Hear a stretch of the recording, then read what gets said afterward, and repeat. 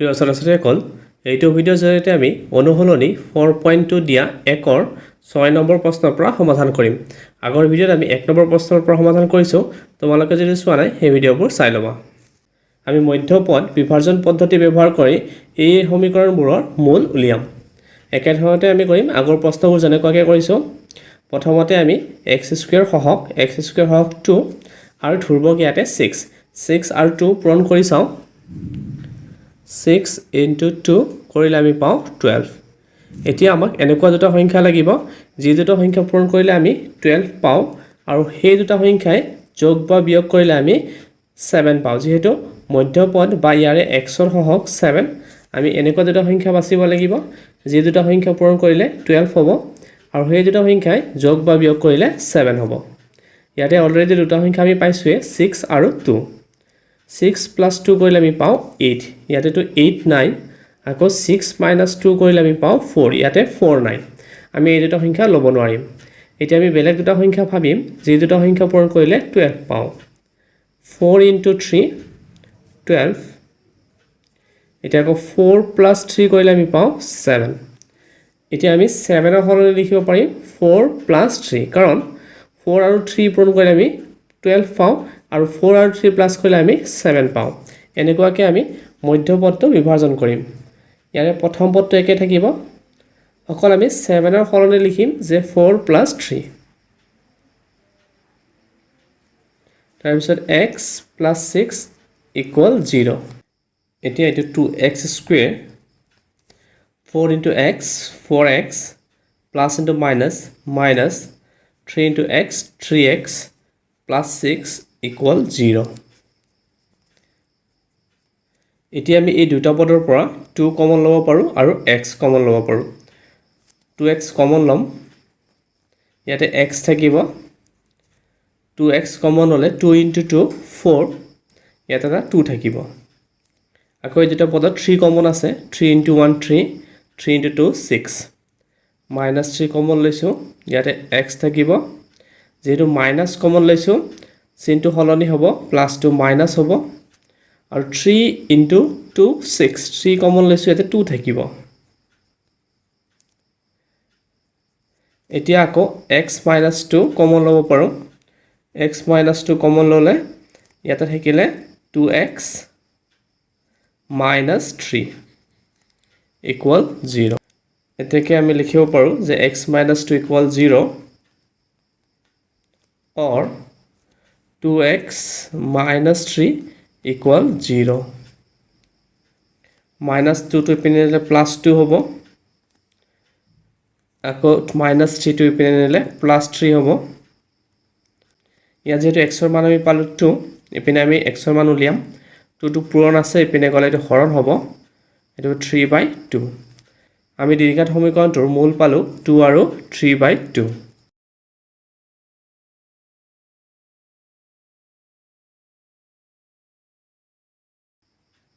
এতেকে মূলবোৰ হ'ল 2 আৰু 3/2। এইটোৱে হ'ল উত্তৰ। এতিয়া 7 নম্বৰ প্ৰশ্ন, x² minus 10x minus 96 equal 0। ইয়াতে x² সহক 1 আৰু ধ্ৰুৱক 96। প্ৰথমতে আমি 96 into 1 পূৰণ কৰি চাওঁ। 96 into 1 96। যিহেতু সংখ্যাটো ডাঙৰ 96, আমি প্ৰথমতে 96ৰ উৎপাদক উলিয়াই লওঁ। তাৰপিছত আমি চাম কোন দুটা সংখ্যা পূৰণ কৰিলে আমি 96 পাওঁ আৰু সেই দুটা সংখ্যা যোগ বা বিয়োগ কৰিলে আমি 10 পাব লাগিব। যিহেতু ইয়াৰে মাজৰ পদটোৰ সহক 10, আমাক এনেকুৱা দুটা সংখ্যা লাগিব যি দুটা সংখ্যা যোগ বা বিয়োগ কৰিলে 10 পাওঁ আৰু সেই দুটা সংখ্যাই পূৰণ কৰিলে 96 পাওঁ। প্ৰথমতে আমি উৎপাদক উলিয়াই লওঁ।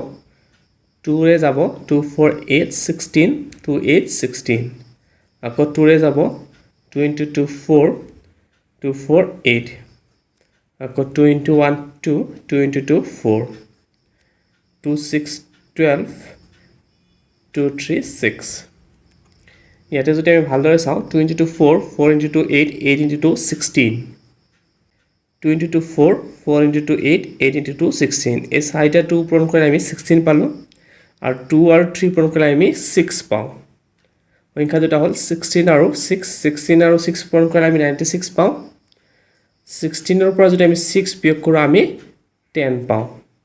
আমি 10 ৰ সলনি লিখিম যে 16 minus 6 ইয়াতে x square 16 minus 6 x minus 96 equal 0 x square 16 into x 16x minus into minus plus 6 into x 6x minus 96 equal 0 এতিয়া এই দুটা পদত x কমন আছে ইয়াতে x থাকিব x minus 16 আকৌ এই দুটা পদত 6 কমন আছে 6 কমন ললে ইয়াতে x থাকিব x minus 6 into 16 96 যেহেতু 6 কমন লৈছো ইয়াতে 16 থাকিব এতিয়া আমি x minus 16 কমন লব পাৰো ইয়াতে থাকিব x plus 6 equal 0 এতেকে x minus 16 equal 0 or x plus 6 equal 0 minus 16 to ইপিনে নিলে plus 16 হ'ব x ৰ মান হ'ল 16 আৰু ইপিনে plus 6 to ইপিনে নিলে minus 6 হ'ব আমি মূলবোৰ পালো 16 আৰু minus 6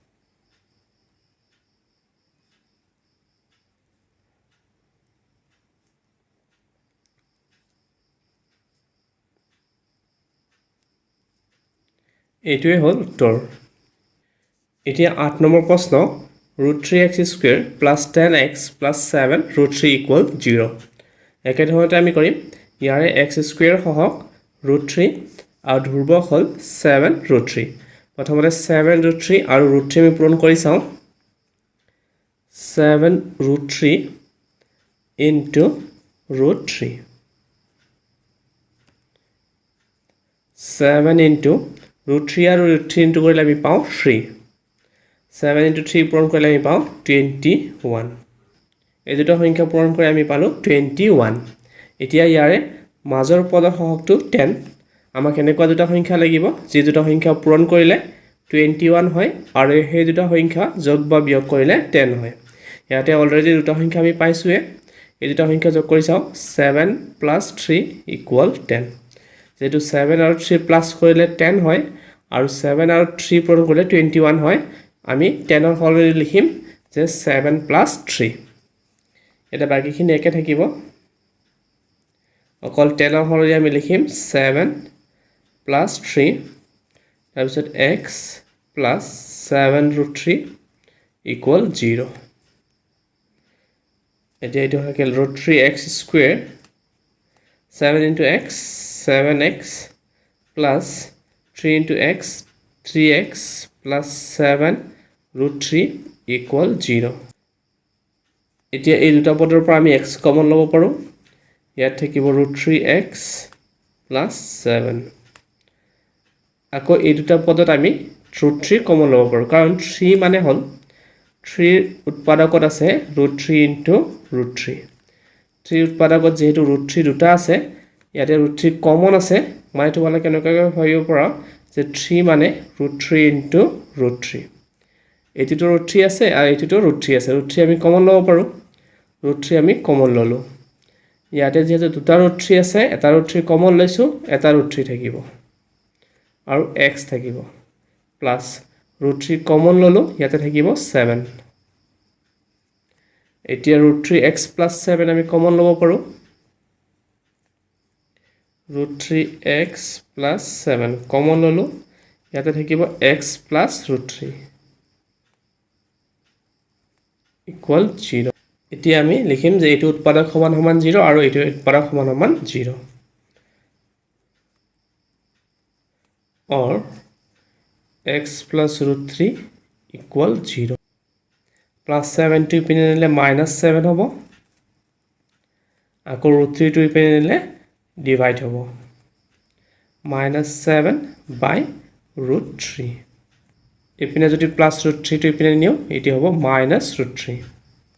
এতেকে আমি মূলবোৰ পালো minus 7 by √3 আৰু minus √3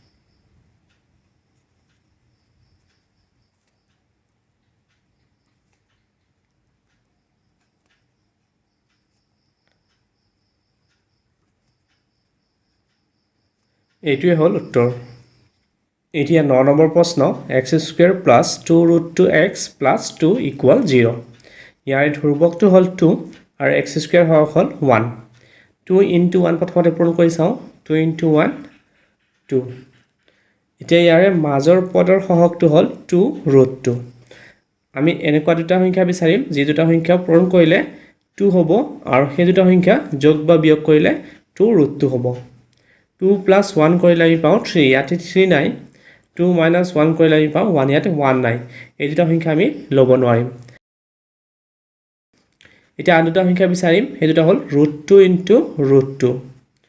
ৰুট 2 আৰু ৰুট 2 ইনটু কৰিলে আমি পাওঁ 2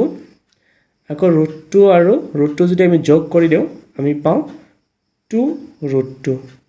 এতিয়া 2 ৰুট 2 সলনি আমি লিখিম ৰুট 2 প্লাছ ৰুট 2 কাৰণ ৰুট 2 ইয়াৰে আগত বা সহগ 1 আছে এনেকুৱাকৈ ভাবিব পৰা আৰু ইয়াৰে ৰুট 2 আগত 1 আছে 1 আৰু 1 প্লাছ কৰিলে 2 হয় মানে ৰুট 2 আৰু ৰুট 2 প্লাছ কৰিলে হয় 2 ৰুট 2 এতিয়া x² প্লাছ 2 ৰুট 2 সলনি আমি লিখিম যে root 2 plus root 2 x plus 2 equal 0 root 2 into x root 2x আকৌ root 2 into x root 2x plus 2 equal 0 এতিয়া আমি এই দুটা পদৰ পৰা x কমন ল'ব পাৰোঁ x কমন ল'লে ইয়াতে থাকিব x প্লাছ ৰুট 2 আকৌ এই দুটা পদৰ পৰা আমি ৰুট 2 কমন ল'ব পাৰোঁ কাৰণ 2 উৎপাদক হ'ল ৰুট 2 ইনটু ৰুট 2 এই দুটা পদতে ৰুট 2 আছে ৰুট 2 আমি কমন ল'ব পাৰোঁ ইয়াতে থাকিব x প্লাছ যিহেতু ইয়াতে দুটা ৰুট 2 আছে 2 মানে ৰুট 2 ইনটু ৰুট 2 এটা ৰুট 2 কমন লৈছোঁ এটা ৰুট 2 থাকিব এতিয়া আকৌ x প্লাছ ৰুট 2 আমি কমন ল'ব পাৰোঁ x প্লাছ ৰুট 2 কমন ল'লে ইয়াতে থাকিব x প্লাছ ৰুট 2 এতেকে x plus root 2 equal 0 or x plus root 2 equal 0 plus root 2 তো ইপিনে নিলে মাইনাছ ৰুট 2 হ'ব আকৌ ইপিনেও প্লাছ ৰুট 2 তো ইপিনে নিলে মাইনাছ ৰুট 2 হ'ব এতেকে মূলবোৰ আমি লিখিব পাৰোঁ যে মাইনাছ ৰুট 2 আৰু মাইনাছ ৰুট 2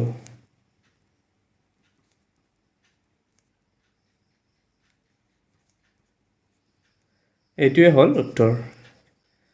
এতিয়া 10 নম্বৰ প্ৰশ্ন 14x plus 5 minus 3x² equal 0 প্ৰথমতে এই সমীকৰণটো সজাই ল'ব লাগিব যেহেতু দীৰ্ঘাত বহুপদৰ ষ্টেণ্ডাৰ্ড ফৰ্মটো হ'ল ax² plus bx plus c equal 0 ইয়াতে x² পদটো প্ৰথমত থাকিব xৰ পদটো দ্বিতীয়ত থাকিব আৰু ধ্ৰুৱকটো তৃতীয়ত থাকিব এইটো x² পদ এইটো প্ৰথমত থাকিব আমি প্ৰথমত লিখিম ইয়াত যেহেতু মাইনাছ 3x² আছে মাইনাছ 3x² আমি প্ৰথমতে লিখিম তাৰপিছত লিখিম 14x তাৰপিছত শেষত ধ্ৰুৱক প্লাছ 5 ইকুৱেল 0 এনেকুৱাকৈ তোমালোকে সজাই ল'বা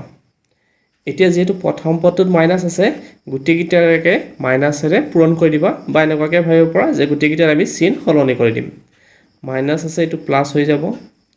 প্লাছটো মাইনাছ হৈ যাব আকৌ প্লাছটো মাইনাছ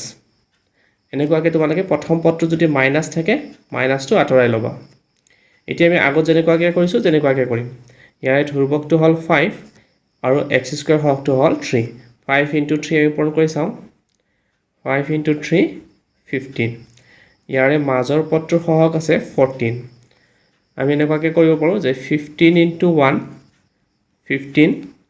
আকৌ 15ৰ পৰা 1 মাইনাছ কৰি আমি পাওঁ 14 14ৰ সলনি আমি লিখিব পাৰোঁ 15 মাইনাছ 1 এটা হ'ব x² মাইনাছ 14ৰ সলনি লিখিম 15 মাইনাছ 1 x মাইনাছ 5 ইকুৱেল 0 এটা হ'ল 3x² 15 into x 15x minus into minus plus x minus 5 equal 0 এতিয়া এই দুটা পদৰ পৰা আমি 3x কমন ল'ব পাৰোঁ ইয়াতে x থাকিব 3 ইনটু 5 15 ইয়াতে 5 থাকিব এতিয়া এই দুটা পদত 1 কমন আছে x মাইনাছ 5 ইকুৱেল 0 আকৌ x মাইনাছ 5 আমি কমন ল'ব পাৰোঁ x মাইনাছ 5 কমন ল'লে ইয়াতে থাকিব 3x প্লাছ 1 ইকুৱেল 0 এতেকে মূলবোৰ আমি এতিয়া উলিয়াব পাৰিম x minus 5 equal 0 or 3x plus 1 equal 0 minus 5 টো ইপিনে নিলে plus 5 হ'ব আকৌ plus 1 টো ইপিনে নিলে minus 1 হ'ব 3 টো ইনটু আছে ইপিনে নিলে ডিভাইড হ'ব minus 1 by 3 এতেকে মূলবোৰ হ'ল 5 আৰু minus 1 by 3 এইটোৱে হ'ল উত্তৰ